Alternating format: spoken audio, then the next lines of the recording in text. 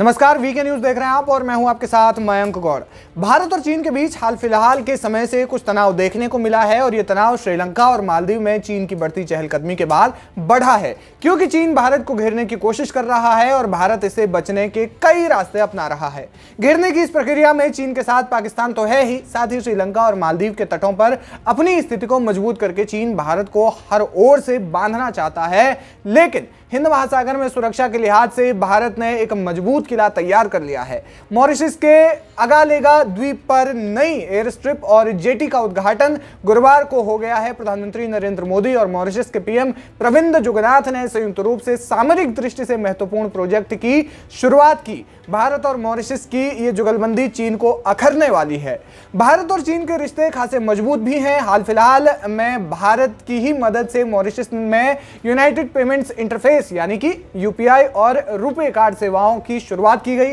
Deccan Chronicle की एक report बताती है कि भारतीय नौसेना के युद्धपोत भी वहां ठहर पाएंगे। इस दौरान दोनों देशों की फोर्सेस साझा अभ्यास भी कर सकती हैं। इसे हिंद महासागर में चीन की बढ़ती चहलकदमी को रोकने की दिशा में एक मजबूत प्रयास माना जा रहा है। साथ ही इसे चीन के स्ट्रिंग ऑफ पर्ल्स के तोड़ के रूप में भी देखा जा रहा है। अब क्या है string of pearls? String of pearls का मतलब चीनी सैन्य और व्यापारिक ठिकानों के जरिए भारत की घेराबंदी से है। पोर्ट सूडान से लेकर हॉर्न ऑफ अफ्रीका तक चीन का जाल फैला है। डिफेंस एक्सपर्ट इसे समुद्री चोक पॉइंट्स पर कब्जा करने की चीनी रणनीति की तरह देखते हैं।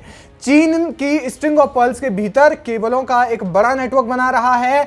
ये पाकिस्तान में ग्वादर बंदरगाह और श्रीलंका में हम्बनटोटा बंदरगाह सहित कई समुद्री चोक पॉइंट से होकर गुजरता है। चीन लंबे समय से इंडो पैसिफिक पर नियंत्रण चाहता है। एक्सपर्ट्स को डर है कि इन केबलों का इस्तेमाल सर्विलांस के लिए किया जा सकता है। इस एयर स्ट्रिप पर वायुसेना और नौसेना के विमानों की लंबी तैनाती संभव हो सकेगी। डेक्कन क्रॉनिकल की एक रिपोर्ट बताती है कि भारतीय नौसेना के युद्धपोत भी, जैसा कि हमने आपको बताया, कि वहां पर ठहर पाएंगे और इस दौरान दोनों देशों की फोर्सेज साझा अभ्यास भी कर सकती हैं और आने वाले समय में ये साझा अभ्यास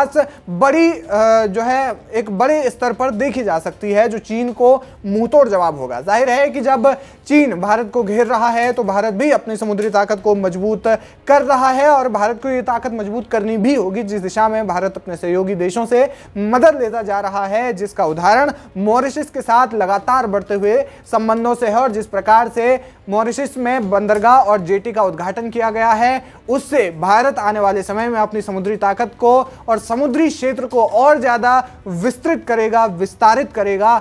उसको लेकर के ही पीएम मोदी और मॉरिशस के प्रधानमंत्री ने यह सामूहिक रूप से इसका संयुक्त रूप से उद्घाटन किया है। क्या कुछ कहना चाहते हैं आप इस खबर पर? हमें कमेंट सेक्शन में जाकर जरूर बताएं। वीके न्यूज, राष्ट्र के नाम।